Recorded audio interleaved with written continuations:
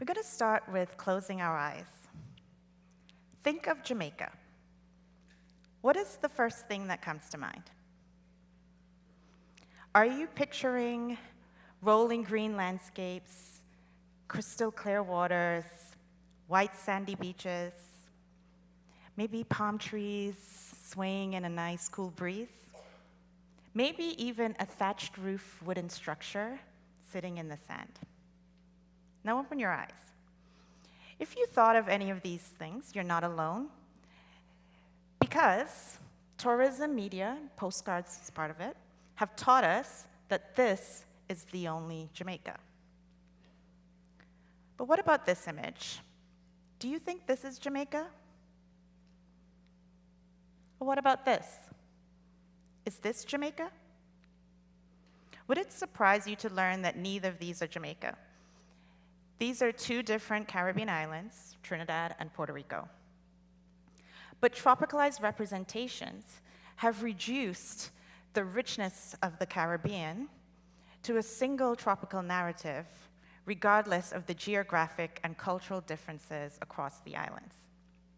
So representation in tourism media has began to commodify and co-opt a lot of these rich architectural traditions, reducing them to a single exotic trope. That's a trope of a Garden of Eden paradise, a place straight out of Robinson Crusoe. And many scholars have written about this. Scholars such as Polly Petillo, who notes in her work, The Last Resorts, The Price of Tourism in the Caribbean. And she notes that not only the place, but the people too must conform to this stereotype. And so when we think of the rich architectural legacy of Jamaica, we have to understand that it's not just a representation of place, but images shape the way we see space and the wider built environment. And so if we truly want to understand a place and its identity, we have to look beyond the postcard. And this is important because visual culture, media, especially social media, has perpetuated many stereotypes. And I have experienced this firsthand. I was born and raised in Antigua, and someone once asked me with a look of disdain if I wore shoes and lived in a mud hut. So this question was not just about me. It's about centuries of careful curation of images for political, economic, and social gain. And so when I've had that experience, I thought, what does this say about how perceptions shape the way space is constructed both physically and through imagery? The answer for me lies in thinking about architecture as more than just bricks and mortar. Architecture and buildings in general are vessels of memory, identity, and culture. So if we think of buildings as having these embedded meaning and association, and that's intrinsically linked to culture, we begin to understand how profoundly important it is to think about the way images and space is represented. We really have to begin to study visual culture and understand and dissect what is represented within images. And so going back to Jamaica, Jamaica has been imaged over time through its architecture. In tourism imagery, there's been a focus on a particular period of time. That's the period of time that focuses on a colonial vernacular architecture with its bright colors, delicate gingerbread ornamentation, maybe a thatched roof structure. But the architecture during this time period is much more nuanced than this. This is an architecture that has developed from pre-Columbus indigenous dwellings that were responsive to climate. They were very sustainable dwellings. And this is an architecture that has evolved to include European and African influences. So there's this rich legacy that gets diluted in tourism media. So according to a lot of images produced in tourism media, this is the only Jamaica. But the architectural identity is much more nuanced. In fact, this is also Jamaica. This is an architecture that has developed according to climatic responses. It's an architecture that has modernist implications, postmodernist influences, Art Deco, technological influences, and current contemporary influences. It's an architecture that has responded to social, political, and economic climates in Jamaica. So for example, in a post-independent Jamaica, what better style to represent a country that's just coming out of independence than modernism, which is a style of architecture that's devoid of colonial ornamentation. So for public buildings, modernism was seen as the ideal style for a country that's trying to shed its colonial past. And so we begin to see through these examples of specific elements being amplified and specific elements being suppressed, that there is a power in tourism imagery. We can see that Jamaica has been imaged, and images have shaped the perception of Jamaica in our consciousness. But did you know that these images and the construction of these images dates as far back as the 18th century? Yes, 18th century paintings romanticized and idealized Jamaica as a way to remove associations of death and disease that hung over Jamaica and the wider Caribbean. And so within these images that have perpetuated over time, after those initial 18th century paintings, we see photography, postcards beginning to frame and reinforce and cement these narratives. And one of the elements that has persisted within these narratives is the trope of the primitive hut. So let's go back to that first image that I showed and talk a little bit about this trope of the primitive hut. This concept of the primitive hut was foundational to architectural theorists like Marc-Antoine Laugier, who lauded it as a symbol of simplicity in the face of 18th century excess during the kind of prominence of Baroque architecture. However, in the Caribbean, this notion of these simple structures has been co-opted and reframed as a signifier of the tropical ideal. Images that presented these simple structures were also used to reinforce colonial stereotypes of the noble savage. And so these images of these simple structures hasn't always been as visible as we see today. In fact, in 19th century plantation paintings by James Hakewill, these structures are notably invisible. Why is that? Well, they didn't fit into the narrative of colonial progress, right? There was an aim to depict plantations as picturesque. These paintings romanticized and idealized plantations in order to remove associations and conceal associations of slavery and the brutality of slavery. So here, the simple structures did not fit into that narrative.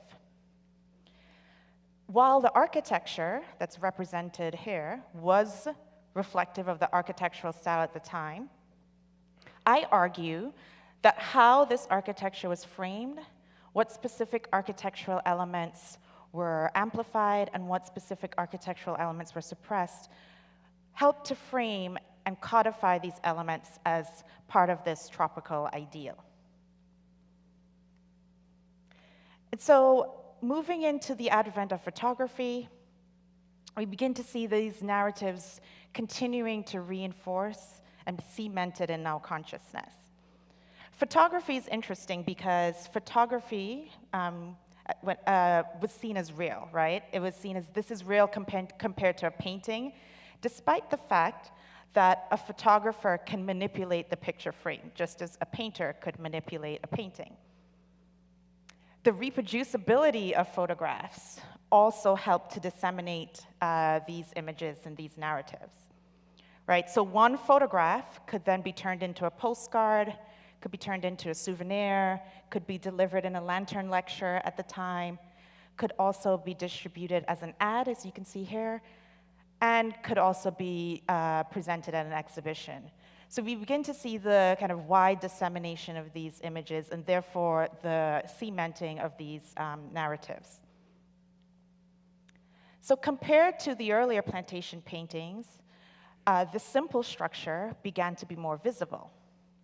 Why? It fit into the new narrative that was trying to be created. This was a narrative that was about promoting what was called a new Jamaica after the emancipation of slavery, a new Jamaica that was meant to enter tourism because tourism was seen as a way to enter modernization, but not too modern. We still have to be tropical, right? It was trying to find that balance. And part of that was because tourism has already been cemented as, and Jamaica had already been cemented as tied to tropicality. So, the simple earth structures made of wood and earth and thatched roof structures began to be more present. These structures were using the resources available to the freed Africans after emancipation. They evolved into using clapboard structures due to the advent of prefabrication. They were raised off the ground to allow for ventilation underneath the buildings, and the openings were filled in with louvers or jalousie windows. So they were super climatically responsive. This is a hot and humid climate, and these structures were responding to the climate. Eventually, ornamentation began to line roof lines, and these intricate ornamentation also evolved to allow for shading and also allowed for ventilation as well. So these simple structures were the quickest and most economical means of building at the time. And a lot of these elements still persist today. However, the way they were represented in postcards at the time was more of a stage set against which acts of domesticity or labor were presented. So the way these elements were framed kind of leaned into this narrative of an exotic other. It leaned into this unfamiliarity.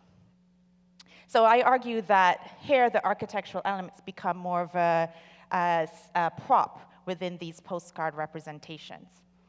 And we see this even today, right? We see this in 1967 at the New York World's Fair, where thatched roof structures were commodified and presented at the Caribbean Pavilion to represent the Caribbean at large.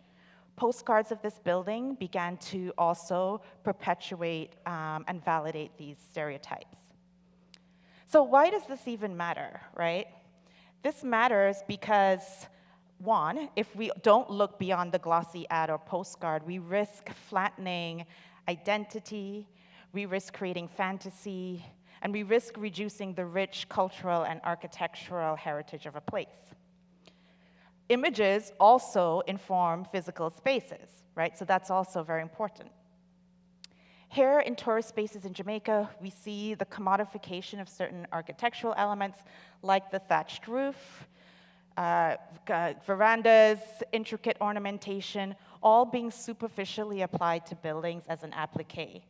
So there's this relationship between image and physical space that they're mutually validating these stereotypes. This is really important because in tourist spaces, especially tourist enclaves where tourists may never leave the confines of the resort, they're not experiencing this authentic landscape. They're only experiencing this kind of constructed image. But this narrative is changing.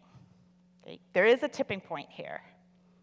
So what we begin to see is several community-led organizations beginning to reshape and rethink this narrative.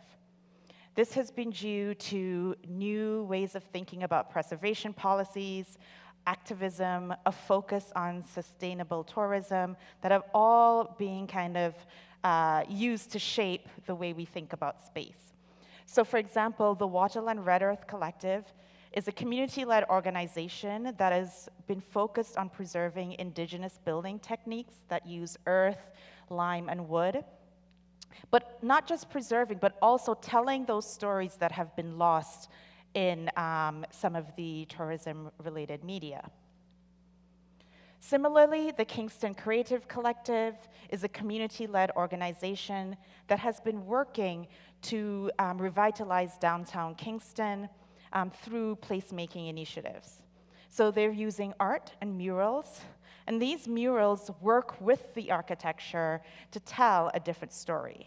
So this organization, just like Rare Collective, is looking beyond the postcard to tell a more nuanced narrative about their community through the content of the art, but also through the way the art enhances or amplifies and challenges old versus new. So, given these examples, it's important to recognize that architecture and imagery are not neutral. They carry a lot of importance. They have embedded associations. So, if we think about architecture and imagery and how they begin to shape the way we perceive spaces, we need to understand that it's very, very important to critically analyze the images that we come across. So, the next time you see a picture perfect postcard, whether it's Jamaica, whether it's another country, take a step to think about the fact that this is just a slice of a rich cultural tapestry. I invite you the next time you travel, whether that's across the globe or across your block, to pause and reflect and think about how the spaces you're encountering either reflect or conflict with those curated images that you may have seen before you visited that space. Ask yourself, what may be missing? What is amplified? What may be suppressed? And whose story is being told? So whether you're a tourist seeking an authentic experience or a community member thinking about ways to represent your own community, remember, we all have the power to look beyond the postcard. Thank you.